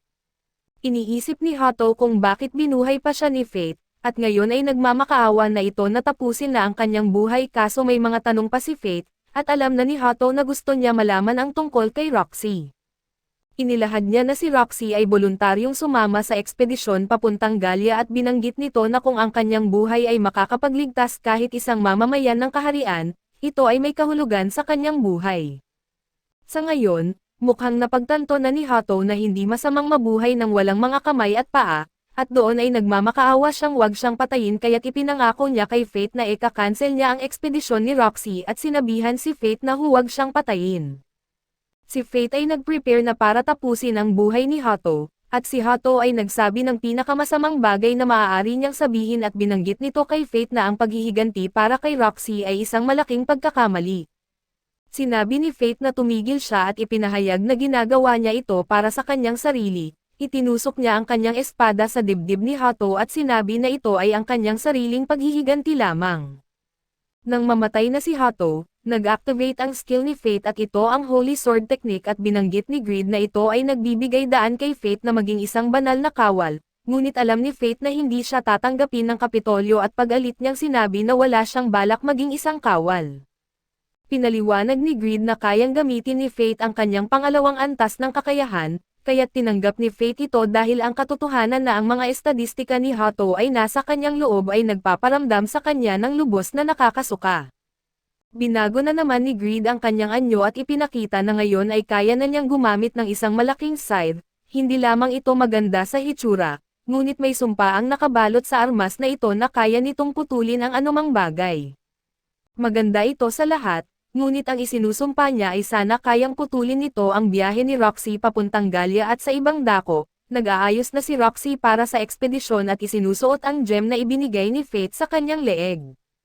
Wala nang magagawa si Fate tungkol sa pag-alis ni Roxy at tanging maiiwan na lang siya kasama ang mga kasambahay. Si Roxy ay nagpapakatapang at nagsasabi sa lahat na huwag maging malungkot at ipinaliwanag na ang 3 taon ay mabilis lang. Pinuntahan ni Roxy si Fate at sinubukan niyang ipaalam sa kanya ang kanyang nararamdaman, ngunit tumigil siya nang maalala niya na siya ay isang halimaw at hindi karapat-dapat para kay Roxy. Alam ni Roxy na magkikita silang muli at magkayakap silang nagpaalam at pagkatapos, ibinigay ni Haro kay Fate ang sulat ng rekomendasyon na iniwan ni Roxy at habang si Fate ay nagtatrabaho sa tahanan ng isang lord, hindi siya pwedeng magalaw ng pamilya Valeric. Nakarealize si Fate na si Roxy ay nag-aalala sa kanya hanggang sa huling sandali, ngunit nagpasya siyang ditanggapin ang sulat at nagulat si Haro, kaya ipinaliwanag ni Fate na magsisimula siyang maging isang mandirigma mula ngayon. Ngunit sa gabi, natuklasan natin ang katotohanan at sinabi ni Fate kay Greed na kung hindi niya mapipigilan si Lady Roxy na pumunta sa Galia, ay susuportahan niya ito sa abot ng kanyang makakaya. Sinimulan ni Fate ang kanyang paglalakbay patungo sa Galia, at napagtanto natin na may isang babae na sumusubaybay sa kanya, sabay sabi na ang mga bagay ay unti-unti nang nabubuo ng maayos. Sa mga sumunod na araw, nagbigay si Roxy ng isang talumpati sa lahat ng tropa na sumama sa ekspedisyon, sinabi niya na kailangan nilang gawin ang lahat ng makakaya nila upang wasakin ang Divine Dragon na nagising pagkatapos ng 1 milenyo ng katahimikan. Pagkatapos nito, natutuwa si Roxy na makita na sumama rin sa kanila ang isang babae na may pangalang Meria at isang lalaki na may pangalang Mugen, tinukso ni Meria si Mugen na kung paanong ang isang lalaking matigas ang ulo ay naghahanap ng pagkakataon na subukan ang kanilang lakas laban sa dragon, ngunit kinumpirma ito ni Mugen.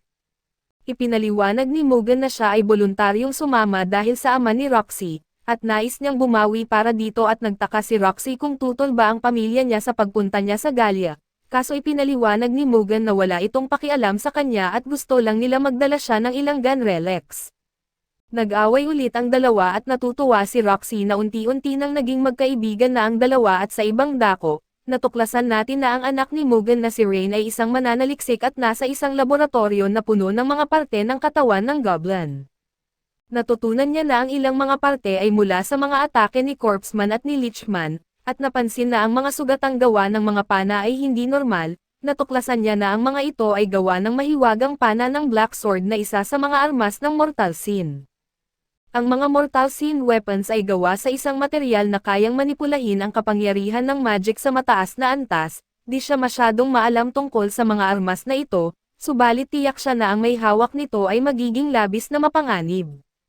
Gusto sana niyang makita ang isa sa mga armas na ito at si Fate ay dumating na sa Tetra, ang pangunahing sentro ng pagpapadala patungo sa Royal Capital at ito'y kilala bilang Merchant City, na kung saan nagtitipon ang mga pinakamagagandang kalakal sa timog. Nagulat si Greed nang malamang nakapunta na si Fate dito noon.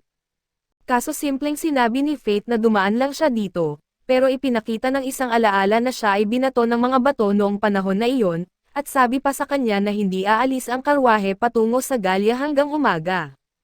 Kaya't habang umaalis siya, ibinahagi ni Greed ang kanyang mga balasubas na mga komento tungkol kay Roxy. Sinabihan siya ni Fate na tumahimik at napilitan siyang humingi ng paumanhin sa lalaking may karwahe ng akala niya ay kausap niya.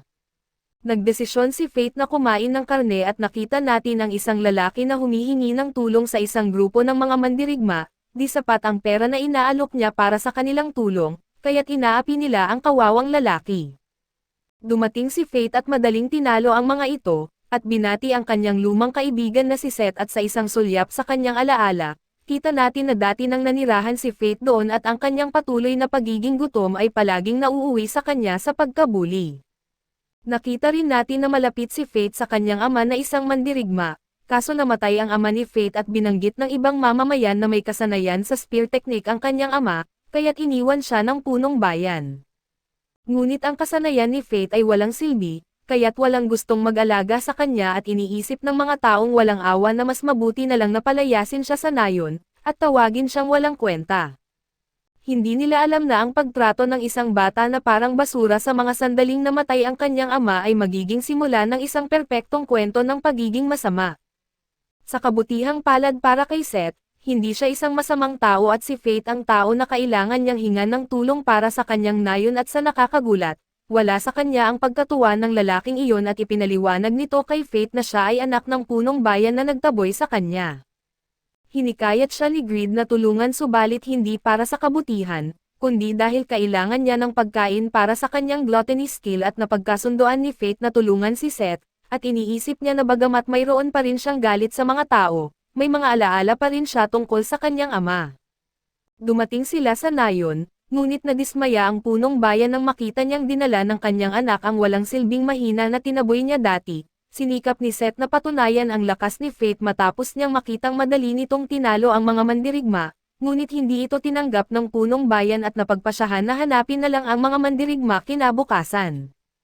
Pinapaalala ng alalay ng punong bayan na naririnig na nila ang mga sigaw mula sa kalapit na kagubatan, at ang mga halimaw ay malapit na kaya't wala na silang oras pa at nagpasya ang punong bayan na gamitin na lang si Fate bilang sakripisyo upang makakuha sila ng konting oras. Malinaw na nagsawa na si Fate sa mga pang-iinsalto ng mangmang na ito, ngunit hiniling sa kanya ni Seth na maging mahinahon at sa bahay ni Seth, natutunan ni Fate na ang asawa ni Seth ay namatay dahil sa mga halimaw. Naghihinayang si Seth sa pagsunod niya sa kanyang ama na laging tama at ipinaliwanag na nagsimula lamang siyang magbago ng isilang ang kanyang anak na babae. Ipinaliwanag ni Seth na ang mga halimaw ay unang dumating mga isang buwan na ang nakalilipas, at ang mga saksi ay nagsasabing mayroon higit sa isa at marahil ang iba ay makakalipad pa. Iba sila sa mga karaniwang halimaw na dati nang dumating sa nayon, kaya't naisipan nilang mag-hire ng mga mandirigma at biglang nagugong ang sikmura ni Fate at doon agad na kumuha ng pagkain si Seth at agad nagtanong siya kay Greed kung may alam ito tungkol sa mga kalaban. Inakala ni Greed na mga gargoyle lang ito at nagsimulang gumawa ng mga pagsusuri na naglalayong suriin kung paano nagre-react ang mga tao at kapag oras na, isasagawa na nila ang kanilang buong atake. Nagpakilala ang anak ni Seth na babae at nagbigay ito ng candy kay Fate para mawala ang kanyang kirot sa tiyan. Nagdesisyon silang maglaro muna at napagtanto ng mga nakakita na ang batang ito ay marahil ang huling kalaban dahil sa madali nitong tinalo ang kanyang kalaro sa arm wrestling. Nagsimula na kumain si Fate ng mga dala niyang pagkain, ngunit biglang nagulat nang biglang nakaramdam siyang pagod at nawalan ng malay at nakita ito ni Seth at ng batang babae. Ipinaliwanag ng bata na binigyan niya si Fate ng candy na ibinigay sa kanya ng kanyang lolo. Hindi alam ng bata ang kahulugan ng kanyang ginawa, at napagtanto ni Seth na seryoso ang kanyang ama tungkol sa pagsasakripisyo kay Fate at gumamit si Greed ng lahat ng impormasyon upang malaman na ang candy ay isang lason, at sinubukan ni Seth na gisingin si Fate, ngunit wala ng oras para dito dahil narinig niyang may mga sigaw mula sa kalapit na nayon at natuklasan nilang nakarating na ang mga halimaw sa nayon. Ang mga halimaw ay walang sinayang na oras at agad na nagsimulang maghasik ng lagim sa nayon, habang sinusubukan ni Greed na gisingin si Fate at bigla siyang sumuko nang ma-realize niyang wala itong silbi, dahil si Fate ay nasa ilalim ng epekto ng lason. Mabilis na nagugunaw ang nayon at nakikita natin ang ama ni Seth na tumatakbong dumaan sa mga kalsada. Tinatawag niya si Fate ngunit tanging para lamang magamit siya bilang sakripisyo. Kaso ito ay humantong sa kanyang kapalaran nang siya ay kainin ng isang halimaw. Sa kabutihang palad, nakagawa si Seth ng panlunas at nagising niya si Fate at wala siyang malay kung nasaan siya, at doon ay binigyan siya ni Seth ng ideya at humingi ng paumanhin dahil na rin sa masamang intensyon ng kanyang ama. Lumabas si Fate at nakita niya ang bangungot na eksena kung saan ang mga halimaw ay nagdudulot ng kaguluhan saan man sa nayon. Sila ay inatake at itinuro ni Greed na magkakaroon sila ng talagang mahigpit na oras, kung patuloy lang naaatake sa kanila ang mga halimaw mula sa itaas. Isang mabilisang pag-check ng kanilang estadistika at nabunyag na sila ay level 27 na may fireball bilang kanilang kakayahan, sigurado si Greed na wala silang pagkakataon sa kasalukuyang sitwasyon, kaya sinabihan niya si Fate na baguhin na siya papunta sa sandatang side. Ginawa nga ito ni Fate at agad ginamit sa isang atake na fireball. Nagulat siya nang isipin niyang hindi gumana ang side subalit ipinaliwanag ni Greed, na pinahinto nila ang mahika na taglay nito kaso lang nananatiling buo pa rin ang apoy at ito ang kanilang problema. Ang mga halimaw ay tila napagtanto ito habang ipinaliwanag ni Greed na balak ng kalaban na paulanan ang lugar ng maraming apoy sa halip na direktang umatake kay Fate. Ayaw paawat ni Fate at ginamit ang kanyang kahangahangang atake na pumatay sa bawat isang halimaw sa isang iglap, na-activate ang kanyang kakayahang gluttony at nakuha niya ang kakayahan ng fireball. Sa kasamaang palad, hindi pa natatapos ang laban dahil ang pinuno ng mga halimaw ay naiwan pa rin, at ang higanteng behemoth na ito ay antas 47 at ang mga kakayahan nito ay fireball at fire resistance. Si Greed na kasing kapaki-pakinabang tulad ng dati, ay nagpapahiwatig na ang higanteng halimaw ay papalapit upang tamaan siya ng fireball nito, at iyon ang magiging pinakamagandang pagkakataon para paslangin ito. Nadinig ng malinaw ni Fate ang sinabi habang papalapit ang halimaw, kaya hinati ni Fate ang kalaban na iyon sa gitna, isa na namang tagumpay na nagpa-activate muli sa kanyang kakayahang gluttony, tinaas ang kanyang antas at nakamit niya ang kakayahan na fire resistance. Kinabukasan, malungkot na sinabi ni Seth na karamihan sa mga taga-nayon ay namatay kasama ang kanyang ama, kaya wakas na ang nayon at parang hindi pa sapat ang kalungkutan ni Seth at doon ay dinagdagan pa ito ni Fate at binanggit na ang lupa roon, ay hindi na mataba at hindi na sila makakapagtanim ng kahit ano magpakailanman.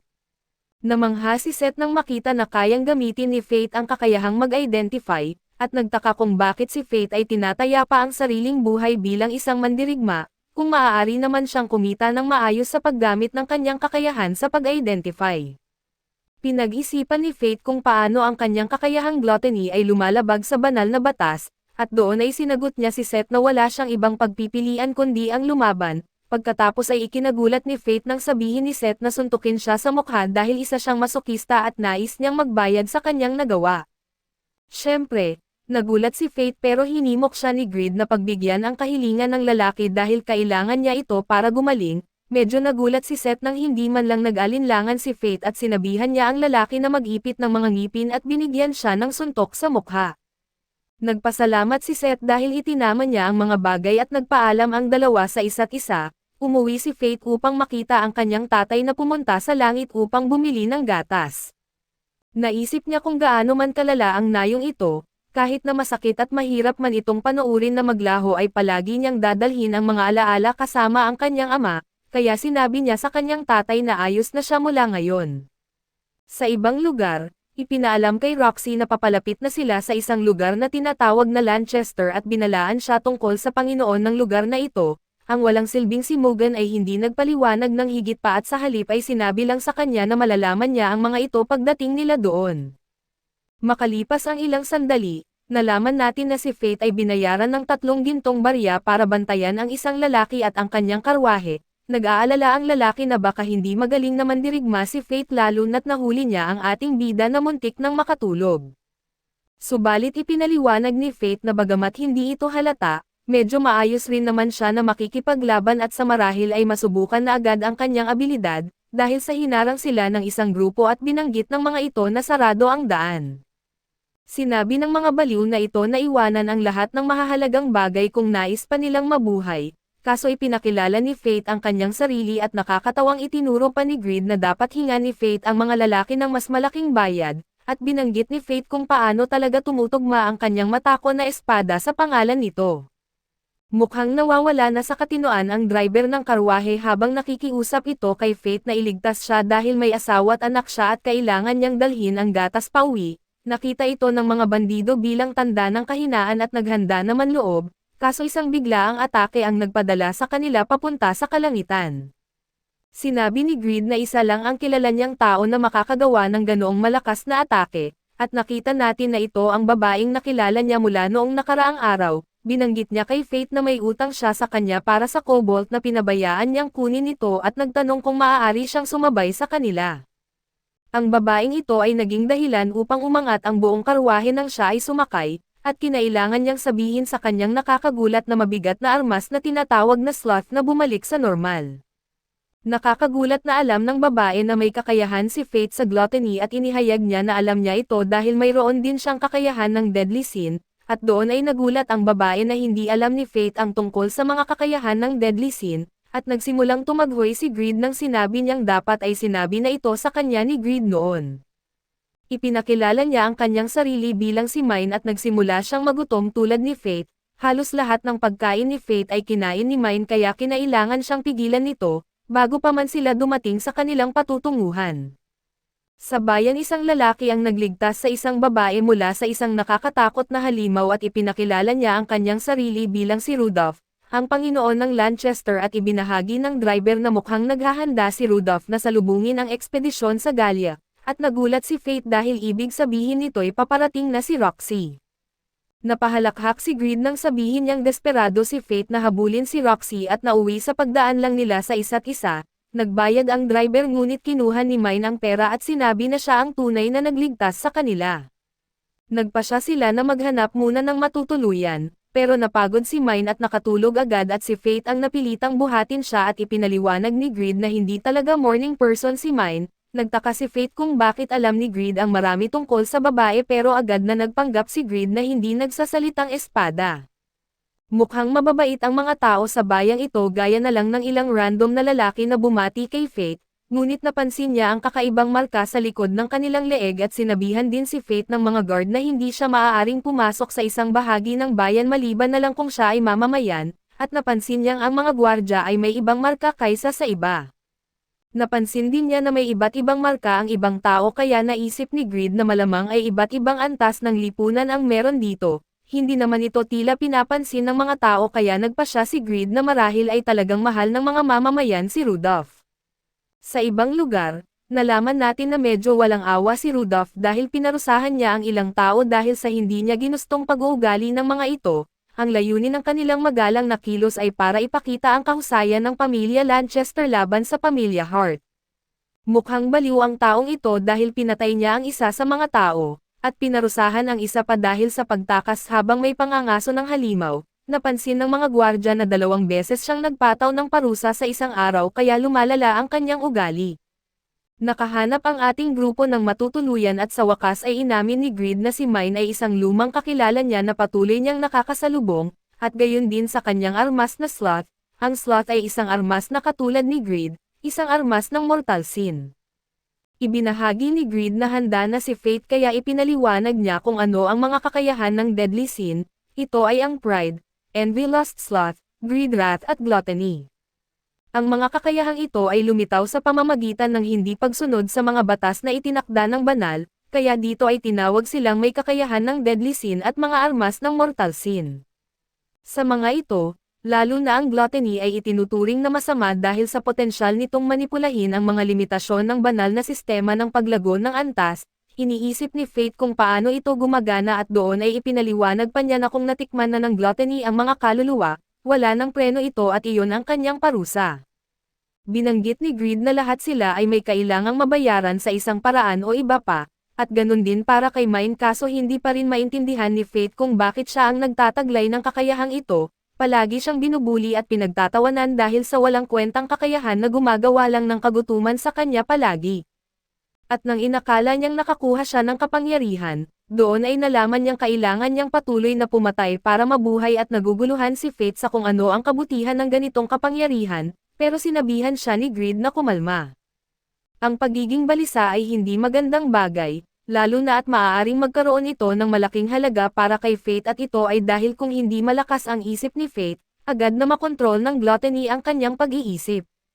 Dahil dito, kailangan ni Fate na maging sapat na malakas para malabanan ito at ipinahayag ni Greed na ang lihim ay ang manatili sa isang estado na halos gutom, kaya agad na gusto ni Fate na magsanay para dito. Lumabas sila at sinabi ni Greed na hindi dapat agad-agad na mabusog ang gluttony at ang layunin ay unti-unti itong mabusog. Ang kanilang biktima sa pagkakataong ito ay isang sandman at ibinahagi ni Greed kay Fate na gamitin muna ang fireball spell bago niya ipalabas ang kanyang pana. Nagdulot ng malaking pinsala ang panang ito dahil agad na nawasak ang higanteng halimaw, kinain ng kakayahan ni Fate na gluttony ang kaluluwa ng halimaw, ngunit tulad ng dati, desperado itong humingi pa ng mas marami. Lumitaw ang mas marami pang sandmen, na nagpapalaki ng kagutuman ni Fate hanggang sa ito ay magdulot sa kanya ng pisikal na sakit, ngunit pinaalalahanan siya ni Greed na magtiis muna. Halos hindi na makalaban pa si Fate at nakakaramdam siya ng matinding pagnanais na lumunin ang mas marami pang kaluluwa at alam niyang magiging mahaba pa ang gabi para sa kanya, at sa kabilang dako ay nagising si Mine na gutom at nakakita siya ng poster na nagsasabing, may gantimpala para sa sino mang makakatalo sa Sand Golem. Ipinaliwanag ng isang misteryosong lalaki na kahit si Sir Rudolph ay hindi kayang talunin ang Sand Golem, at kung hindi ito matatalo, kamatayan ang naghihintay sa lahat. Pabalik sa labas, nagtagumpay si Fate na talunin ang isa pang sandman, unti-unti na niyang nakokontrol ang pagkagutom sa pagitan ng pagkonsumo sa mga kaluluwa at di ito naging madali, inihalin tulad niya ito sa pag-iinom ng isang tig-iisang tubig sa isang disyerto. Natapos na sila sa kanilang pagsasanay para sa gabing iyon kaya oras na para tuluyang masatisfy ang kanyang pagkagutom at swak ang pagkakataon, dahil sa naamoy ni Fate ang isang crown beast na malapit lang, at magiging mainam ito bilang pangunahing pagkain niya para sa gabi. Ang pangunahing pagkain pala ay ang Sand Golem na umaatake sa mga tao. Dumating si Fate para harapin ang hayop para sa kanyang sarili, ngunit hindi mukhang alam ng mga tao kung kanino sila nakikipag-usap dahil sinabi nila sa kanya na hindi niya magagawang talunin ang halimaw mag-isa. Nagtataka si Greed kung nagpapanggap na bayani na naman ba si Fate, ngunit sinabi ng ating bida na hindi, at gusto lang niyang masatisfy ang kanyang sarili. Ipinakita ng higanteng Sand Golem na nasa level 60 na ito, at nagpakita ng makapangyarihang atake pero sinagot ito ni Fate gamit ang kanyang Fire Arrow. Tumama ang pana pero naitulak pabalik si Fate at doon ay ginamit ng halimaw ang kanyang Sandstorm attack.